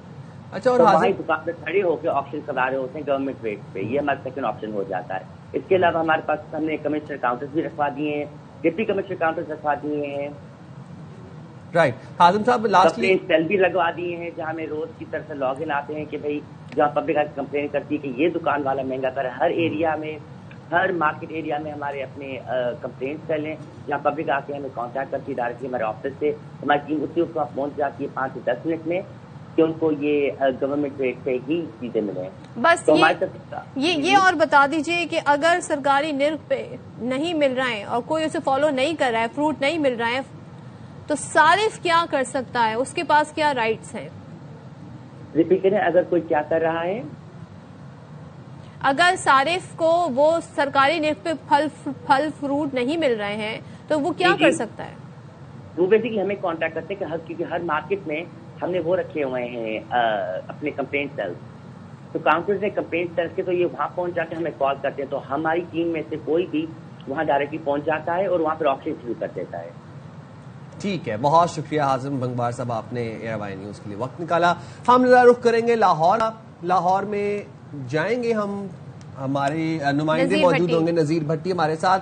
नजीर बताएगा, क्या लाहौर में भी यही सिनेरियो चल रहा है? क्या वहां पर भी सरकारी निर्ख से हटकर फल फ्रूट मिल रहे हैं? हमें एक क्विक कंपैरेटिव एनालिसिस के लिए हम कराची से रेट जाने, रुबीना से आप भी जरा हमें बताएं कि लाहौर में केले, सेब और अमरूद का क्या रेट चल रहा है? जी देखिए, अभी मैं कराची के रेट जो है वो सुन रहा था, वो खास से ज्यादा है। लाहौर के निस्बतन कम रेट जो है वो हमने मैं यहाँ शादमान मार्केट में जो निगहबान रमजान बाजार है, जो कि 27 लाहौर में जो है वो कायम किए गए हैं, और ये सहूलत बाजार थे जो पहले ऐसा मौजूद है, उनको अब इनका नाम जो है वो दे दिया गया है। यहाँ निस्बतन बाकी जो ओपन मार्केट है उसकी निस्बत कम रेट्स पर जो वो मिलते हैं। यकीनी तौर पर रमज़ान मुबारक से पहले जो रेट्स है उससे बहुत ज़्यादा इस वक्त रेट्स है वो बढ़ चुके हैं। और आपने पूछा, केला इस वक्त जो है वो यहाँ 225 रुपये फी दर्जन जो है वो दस्तियाब है। इसी तरह सेब जो है वो जो ग्रीन सेब है वो 245 में जो है वो दस्तियाब है, लेकिन ओपन मार्केट में ये 250 260 में जो है वो मौजूद है, लिहाजा को बहुत ज़्यादा फ़र्क जो है वो महसूस नहीं होता। काला पहाड़ी सेब जो है वो 415 रुपये में जो है वो दस्तियाब है। अमरूद 140 में जो है इस मार्केट में दस्तियाब है, और इसी तरह से खरबूजा 175 में है। और बाकी अगर हम बात करें अंगूर तो ये चूँकि नया बिल्कुल आया है तो ये तकरीबन 600, ये 595 का है। इस तरह से अनार कंधारी जो है ये 625 का है। मौसमी माल्टा जो है वो भी 175 का, मेरा ईरानी खजूर 485 की है। स्ट्रॉबेरी 50 की है, जो कि ये भी एक नई चीज़ है वो आई है। जब नई चीज़ आती है मार्केट में तो उसके रेट जो है बहुत ज़्यादा होते हैं। हाँ। तो इस तरह से ये को बहुत ज़्यादा फ़र्क आप कहें कि जो बाकी मार्केट्स हैं उनसे ये बहुत ज्यादा नहीं कहा जा सकता कि बहुत ज्यादा फर्क हो। ये बड़ी अच्छी खबर है कि यहाँ पे कहीं तो हम देख रहे हैं लोगों को थोड़ा बहुत रिलीफ मिल रहा है, सुख का सांस लिया होगा लोगों ने। पेशावर चलते हैं नवाबशेर की तरफ। नवाबशेर बताइएगा, यहाँ पर क्या सूरत हाल है? क्या कराची जैसे ही हालात हैं, यहाँ कुछ बेहतरी है इस बार? जी बिल्कुल, अगर पेशावर की बात की जाए तो पेशावर का जो है वो लाहौर और कराची से बदतरीन हाल है, क्योंकि पेशावर में जो है वो फ्रूट काफ़ी महंगे हैं और फ्रूट की कीमतें जो है वो इस वक्त आसमान से बातें कर रही है। अगर सरकारी नरखनामा देखा जाए और फ्रूट मंडी की नर्ख देखा जाए तो उसमें भी ज़मीन आसमान का फ़र्क है। अगर सेब जो है वो सरकारी नर्ख के मुताबिक 450 रुपये फ़ी किलोग्राम है, लेकिन मार्केट में जो है वो 500 से लेकर 550 रुपये फ़ी किलोग्राम तक फ़रोख्त हो रहा है। इसी तरह अगर स्ट्रॉबेरी की बात की जाए तो स्ट्रॉबेरी की सरकारी रेट जो है वो 670 रुपये है, लेकिन मार्केट में जो है वो 800 रुपये फ़ी किलोग्राम तक फ़रोख्त हो रहा है। इसी तरह अनार जो है उनका सरकारी नर्ख जो है वो 580 रुपये है, लेकिन मार्केट में 650 रुपये फ़ी किलोग्राम तक फ़रोख्त हो रहा है। इसी तरह अगर माल्टे की बात की जाए तो माल्टे का जो फ़ी दर्जन है सरकारी नर्ख वो 400 रुपये है, लेकिन मार्केट में जो है वो 500 रुपये फ़ी दर्जन फ़रोख्त हो रहा है। और केले की बात की जाए तो केले के जो सरकारी नर्ख जो है वो 150 से लेकर 250 रुपये तक है, लेकिन यहाँ पर जो है वो 200 से लेकर 270 से लेकर 300 रुपये तक फ़ी दर्जन तक फ़रोख्त हो रहा है। अगर अमरूद की बात की जाए तो अमरूद की जो फ़ी किलोग्राम कीमत है वो 190 से लेकर 300 रुपये फ़ी किलोग्राम तक है। तो ज़मीन और आसमान का फ़र्क जो है वो सरकारी नरखनामे और जो फट की मंडी में जो है वो काफ़ी पेशावर के तो मतलब बहुत ही बुरे हालात हैं। बहुत शुक्रिया नवाब शेर, रुबीना और नज़ीर भट्टी हमें अपडेट कर रहे थे मुख्तलिफ शहरों से। लेकिन लाहौर से चले फिर जो कुछ सुख का सांस आया है, कुछ कदरे बेहतर खबरें आई हैं। हाँ, कराची में तो मैं बता नहीं सकता, पेशावर में तो सुन के और अफसोस हो रहा है। लेकिन आज की हमारी रेसिपी क्या है ये हम जरूर आपको बताएंगे, क्योंकि तरह तरह के मशरूबात भी लोग पीना चाहते हैं, वैरायटी भी चाहते हैं। तो रूह अफ़ज़ा तो है ही है, लेकिन इसके साथ क्या एडिशन है? आप लोगों ने माचा का दौर चल रहा है, बोबा टी का दौर चल रहा है, लाटेज आपने पी होंगी, लेकिन हम आज आपको बनाना सिखा रहे हैं रूह अफ़ज़ा कॉफी लाटे। तो जरा आप भी देखिए। आज की हमारी रेसिपी है रूह अफ़ज़ा कॉफी लाटे। सबसे पहले एक ग्लास में नूरपुर का ठंडा दूध डालेंगे। अब इसमें शामिल करेंगे 1 टेबलस्पून रूह अफ़ज़ा,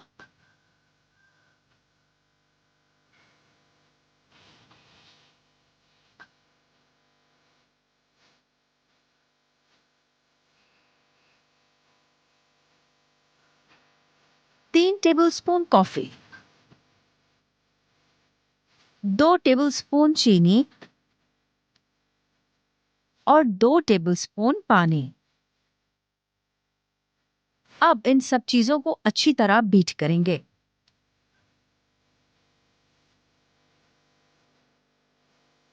इतना कि एक जबरदस्त फोमी टेक्सचर बन जाए। जब फोम तैयार हो जाए तो इसे आहिस्ता से नूरपुर दूध के ऊपर गार्निश करेंगे।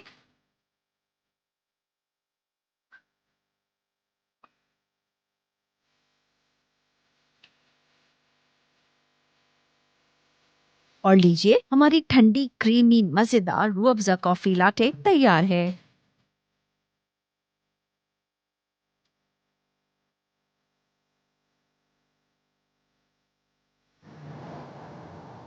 साइम, आप कह रहे थे ना मुझे कॉफी पीनी है, तो आप बना ये वाली रोजे का इम्तिहान है। नीचे जाएं फौरी ब्रेक में और अपनी अभी भागा भागा जा रहा हूँ। मुझे ये रूह अफ़ज़ा कॉफी लाटे जो था ना, ये मेरे रोजे का इम्तिहान था बहुत बड़ा। मैं चाहता हूँ कि सब कॉफी शॉप्स के ऊपर रूह अफ़ज़ा कॉफी लाटे जरूर मेन्यू में होनी चाहिए और आप सब भी घर में बना के लाजमी ट्राई करें।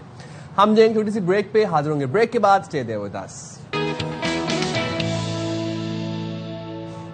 Welcome back. और आपको बताएं जी, तेल कंपनीज की जानिब से गैर कानूनी तौर पर पेट्रोलियम मसनूआत में क्या किया जा रहा है, केमिकल डालकर इन्हें फरोख्त किया जा रहा है। 5 रुपए महंगा हो गया। अब आप अंदाजा लगाएं। अब जराए ही बताते हैं कि जो पेंट और रबर इंडस्ट्री है उसके लिए मखसूस तेल पेट्रोलियम मसनूआत में शामिल करके फरोख्त किया जा रहा है। ऑयल रिफाइनरीज और ऑयल मार्केटिंग कंपनीज गैर कानूनी इकदाम में मुलविस है। अब जरा ये भी बताते हैं कि तेल कंपनीज सॉल्वेंट खरीदकर पेट्रोलियम मसनूआत में मिक्स करके बेच रही हैं। तेल कंपनियां रिफाइनरियों से पेंट और रबर इंडस्ट्री के लिए सॉल्वेंट खरीदती हैं, तो इसमें कितनी सदाकत है, ये क्या प्रोसेस है, क्या मिलाया जा रहा है आखिरकार पेट्रोल के अंदर, पेट्रोलियम मसनूआत के अंदर, बात कर लेंगे member managing committee Pakistan petroleum dealers association Abdul Haseeb Khan साहब। बहुत शुक्रिया अब्दुल हसीब साहब, आपने शाम रमजान के लिए वक्त निकाला। ऑयल कंपनियों की जानिब से गैर कानूनी तौर पर पेट्रोलियम मसनूआत में केमिकल डालकर फरोख्त किया जा रहा है, ये इकदाम कब से जारी है और इसका इंकशाफ कैसे हुआ?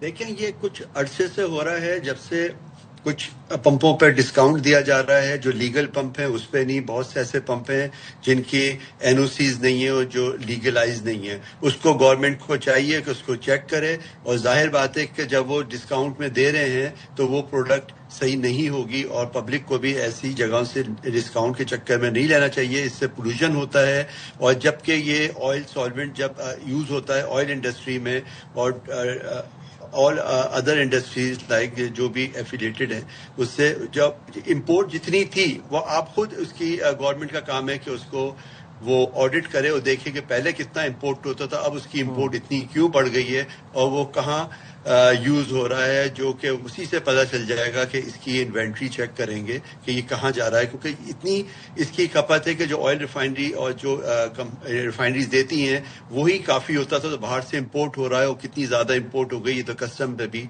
चेक किया जा सकता है। थोड़ा सा जरा इस चीज को क्लैरिफाई कर दें, ये सिर्फ रबर इंडस्ट्री और पेंट इंडस्ट्री जो है उनको ही दिया जा रहा है, वहीं पर ये सूरत हाल है? ओवरऑल हम देख रहे हैं पेट्रोल पंप्स पे ये सूरत हाल है?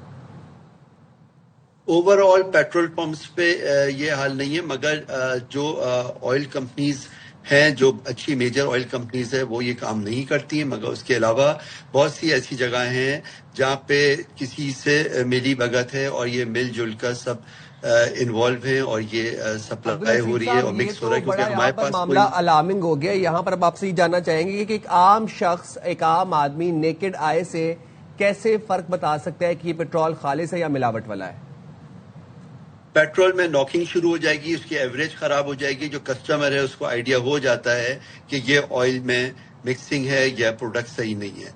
और हमारे यहाँ तो प्रॉपर क्वालिटी चेक होती है, जो अच्छी कंपनीज हैं उनकी क्वालिटी चेक है, उनकी गाड़ियाँ आती हैं वो चेक करती हैं। मगर बहुत सी ऐसी जगह हैं जहाँ पे नहीं जाया जाता और जहाँ ये काम हो रहा है और अच्छी मकदार में हो रहा है। और फर्क कितना है प्राइस में? پرائز میں تو کافی فرق ہے. جب دیکھیں جب 10-20 روپے جو کوئی پمپ والا ڈسکاؤنٹ دے گا تو آپ سمجھ لیں کہ وہ بھی تو اپنا پروفٹ رکھے گا, کیونکہ ہمارا تو فکس مارجن ہے. ہماری پاکستان پیٹرولیم ڈیلر ایسوسی ایشن ہر چیز کی چیکنگ رکھتی ہے اور گورنمنٹ کو وقت سے بتاتی رہتی ہے کہ جب لیگل یہ پمپ ہیں اور یہ پروڈکٹ ہے, مارجنس کے لیے فائٹ کرتی ہے, کیونکہ اگر یہ چیز ہم کنٹرول نہیں کریں تو یہ چیز بہت بڑھ جائے. جب پہلے بھی باہر سے آئل آ رہا تھا ایرانی ڈیزل وغیرہ, اس پہ بھی ہم لوگوں نے بہت اسٹینڈ لیا. تو حسین صاحب ذرا یہ بتائیے گا, آپ خود ہی کہہ رہے ہیں کہ بڑے سختی کی جاتی ہے, چیکنگ کی جاتی ہے, رولز ریگولیشن ہے, پھر کس طریقے سے آئل ریفائنریز اور آئل مارکیٹنگ کمپنیز اس غیر قانونی اقدام میں ملوث ہیں, کر کس طرح رہے؟ دیکھیں یہ جو امپورٹ ہو رہی ہے, جو باہر سے آئل آ رہا ہے, ان کو اس کو چیک کرنا چاہیے. اس کا رون ہوتا ہے, اس کو رون کو چیک کرنا چاہیے کہ رون کی کیا ویلیو ہے اور کس رون کا پروڈکٹ آنا چاہیے. جیسے ہائی اوکٹین ہے وہ 95 پلس ہوتا ہے, پیٹرول 90 پلس ہوتا ہے, ہمارے یہاں 93-94 اس کی کوالٹی چیک کی جاتی ہے. اچھا, اس کے کلر سے یا پھر اس کی جو ایک اسپیسیفک ایک اسمیل ہوتی ہے اس سے بھی فرق بتایا جا سکتا ہے, ڈیفرینشیٹ کیا جا سکتا ہے؟ نہیں, اس سے اتنا نہیں بچتا, کیونکہ جو بھی پروڈکٹ آتی ہے وہ سب ڈفرینٹ پروڈکٹس ہوتی ہیں, سب کی اپنی اسمیل الگ ہوتی ہے. کبھی کلر میں تھوڑا بہت فرق ہو جاتا ہے, صرف اس کی ریٹنگ چیک کی جاتی ہے اس کی لیب کے تھرو, اور اس پہ جو آپ کا جو آئل کی وہ جو ہے وہ لوگ چیک کرتے ہیں, ان کی جو لیبورٹری ہوتی ہے اس میں چیک ہوتا ہے. ٹھیک ہے, بہت شکریہ. تو جناب اب یہ تو اب سچویشن یہاں پہ یہ آ گئی ہے کہ پیٹرول بھی اب جب اگر کوئی شہر ڈلوانے جائے تو تب بھی محتاط ہو کے ڈلوائیں, پیٹرول دیکھ لیں کہ وہ صحیح پیٹرول ڈال بھی نہیں ہے یا پھر وہ آپ کو ملاوٹ والا پیٹرول ڈالے, کیونکہ آپ کے انجن میں ناکنگ سٹارٹ ہو جائے گی, ایونچولی آپ کی گاڑی آپ کی جو بائک ہے وہ خراب ہونے شروع. اچھا جی, آگے بڑھتے ہیں اور بات کرتے ہیں. اسلام آباد کی ضلع انتظامیہ نے سیکیورٹی اور ڈیجیٹل نگرانی کا نظام مؤثر بنانے کے لیے موٹر سائیکلوں پر ایم ٹیگ لگانے کا عمل شروع کر دیا ہے, اور حکام کے مطابق اس اقدام سے شہر میں چلنے والی تمام موٹر سائیکلوں کا مکمل ڈیجیٹل ریکارڈ مرتب ہوگا. تو ذوالقرنین حیدر ہمارے ساتھ موجود ہیں, ان سے تفصیلات جان لیں گے. ذوالقرنین حیدر بتائیے گا, ہم دیکھتے تھے اکثر اسلام آباد میں ویکینڈز کے اوپر ایک بڑی تعداد ہوتی تھی موٹر بائکس کی جو انٹر ہوتی تھی, اور پھر وہاں پر ریسنگ اور ویلنگ جیسے سلسلہ ہوتا تھا. اب یہ چیزوں کو کنٹرول کرنے کے لیے ایم ٹیگ کا نفاذ کیا گیا ہے, تو کتنے کیا اس کا تمام تر اس کا پروجیکٹ ہے اور بھی پائلٹ پروجیکٹ ہے یا پھر یہ لگا دیے گئے ہیں؟ دیکھیں, جب جوڈیشل کمپلیکس کے باہر خود کچھ حملہ ہوا تھا تو اس کے بعد ہی یہ فیصلہ کیا گیا تھا کہ اسلام آباد میں جو بھی گاڑی داخل ہو یا موٹر سائیکل داخل ہو تو ایم ٹیگ جو ہے ان کا لگایا جائے. تو اس کے بعد وہ سلسلہ شروع ہوا, جو کہ مہم اگرچہ وہ ختم ہو چکی ہے, لیکن ابھی تک جو گاڑی ہیں اگر ان کی بات کروں تو 2,33,000 جو گاڑی ہیں ان کو ایم ٹیگ لگ چکا ہے, جو اسلام آباد میں ہیں یا اسلام آباد میں داخل ہوتی ہیں. اب یہ ہے کہ کوئی ایم ٹیگ کے بغیر اگر گاڑی وہ داخل ہوتی ہے یا کسی ناکے پہ آتی ہے تو پھر ان کو روک دیا جاتا ہے اور گاڑی تھانے شفٹ ہوتی ہے. اس وقت تک گاڑی نہیں چھوڑی جاتی جب تک ان پر ایم ٹیگ نہ لگا دیا جائے. اس کے بعد انہوں نے فیصلہ کیا کہ اب موٹر سائیکل جو ہیں ان کے اوپر بھی ایم ٹیگ لگانے ہیں, کیونکہ 2 واقعات ایسے ہوئے جن میں زیادہ تر موٹر سائیکل کا استعمال جو ہے وہ سامنے آیا. تو پھر یہ فیصلہ کیا گیا کہ ایم ٹیگ موٹر سائیکل پہ بھی لگانا چاہیے. تو وہ مہم جو ہے وہ شروع کی اور 3 دن جو ہے اس میں اب تک 2,000 جو موٹر سائیکل ہیں ان کو جو سلسلہ لگایا جا چکا ہے, اور آخری جو ڈیٹ ہے وہ 28 فروری کی دی گئی ہے کہ 1 مارچ سے اسلام آباد میں کوئی بھی موٹر سائیکل جو ہے بغیر ایم ٹیگ کے وہ یہاں پر نہیں چل سکے گا, ورنہ اس کے خلاف کارروائی ہوگی اور موٹر سائیکل تھانے میں بند کیا جائے گا. ٹھیک ہے ذوالقرنین, بہت شکریہ آپ کا ہمیں تمام تر صورتحال بتانے کے لیے. یہاں پر ہم شارٹ بریک لیں گے, اس بریک کے بعد واپس آتے ہیں.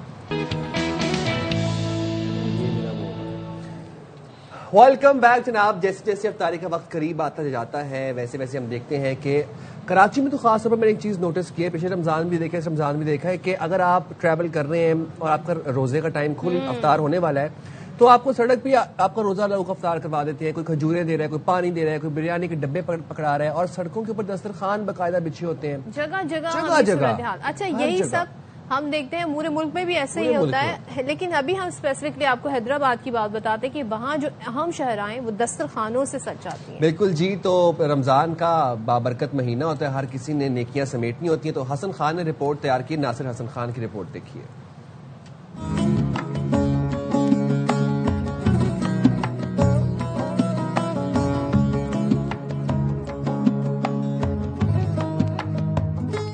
افطار کے وقت سے قبل ہی ٹھنڈی ہواؤں کے شہر حیدرآباد کی مختلف شاہراہوں پر دسترخوان سج جاتے ہیں. مخیر حضرات اور نوجوان طلباء و طالبات روزے داروں کے لیے مختلف پکوان اور مشروبات پیش کرتے ہیں. الحمدللہ 9 سالوں سے ہمارے افطار برائے مسافرین کا دسترخوان لگ رہا ہے اور ڈیلی 500 سے 1000-1500 لوگوں کی افطار کروائی جاتی ہے. یہ ہم 10 سے 15 لڑکیاں ہیں جو یہاں پہ افطار کروا رہے ہیں لوگوں کو اور ماشاءاللہ بہت اچھا لگ رہا ہے. روزگار کی تلاش میں دن بھر محنت کرنے والے مزدور اور سفر میں مصروف مسافر ان دسترخوانوں سے مستفید ہوتے ہیں. ان کا کہنا ہے کہ اس مہنگائی کے دور میں یہ اقدام کسی نعمت سے کم نہیں. ظاہر انسان روزی روزگار کے لیے نکلا ہوتا ہے, اب کام چھوڑ کے نہیں جا سکتا ہے, یہاں پہ آئے ہیں تو افطاری کر رہے ہیں, اس کا اجر و ثواب ملے گا. جن لوگوں نے بھی اس خیر کے لیے جو ہے حصہ لیا, اللہ تعالیٰ ان لوگوں کے درجات بھی بلند کرے اور ان کو بہت دے. منتظمین کے مطابق رمضان بھر میں یہ سلسلہ جاری رہے گا تاکہ کوئی بھی روزے دار افطار کے وقت محروم نہ رہے. کیمرامین عدیل ایوان کے ساتھ ناصر حسن خان, ARY نیوز, حیدرآباد. بڑی خوبصورت یہ جیسٹر ہے اور رمضان المبارک میں کسی کو روزہ کسی کا کھلوانا اس کا بڑا ثواب ہے. تو ہم جہاں پر دیکھتے ہیں جس طریقے سے اہتمام لوگ کرتے ہیں تو کیا بات ہے. آپ بھی اپنے گھر میں, محلے میں, خاص طور پہ اپنے علاقوں میں اس چیز کا ضرور اہتمام کیا کیجیے. Ramzan is about giving back to the community اور سوسائٹی, کمیونٹی ویلفیئر کے ہمیں رمضان تلقین کرتا ہے. اچھا, آپ لوگوں نے اپنی صحت کا بہت خیال رکھنا ہے جناب. موسم جو ہے وہ کچھ کلا بازیاں مار رہا ہے. اور کیسی کلا بازیاں؟ دیکھیں رات کے ٹائم, سحری کے ٹائم ہمیں ٹھنڈ سی محسوس ہوتی ہے. یہاں تو آ گئی گرمی, میں تو آفیشلی ڈکلیئر کر رہی ہوں گرمی. کوئی ایک ہلکی لہر چلتی ہے ہوا کی اپنے موڈ کے حساب سے رات کو, لیکن اس کے بعد پھر دن کے ٹائم گرمی ہی ہے. اتنی سہانی تھوڑی پلیزنٹ. لیکن آنے والے روزے میں لیکن آپ بتائیں کہ وہ جو کافی لاٹے تھی وہ آگے ہی لے آئے. بالکل, میں نے منگوا لی ہے. ابھی بس میں افطار کا انتظار کروں, اس کے بعد پھر کافی لاٹے پہ میں ہاتھ, روح افزا کافی لاٹے پہ ہاتھ صاف کروں گا. جناب ہمیں دیجیے اجازت, ہمارے پروگرام کا وقت ہوا ہے ختم. اپنا خیال رکھیے گا. اور اذان بھی ہونے والی ہے لاہور کی, تو آپ کو وہاں پر اذان بھی سنائیں گے لاہور کی. لاہور میں جلدی روزہ کھل جاتا ہے, ہمارا لیٹ ہوتا ہے نا.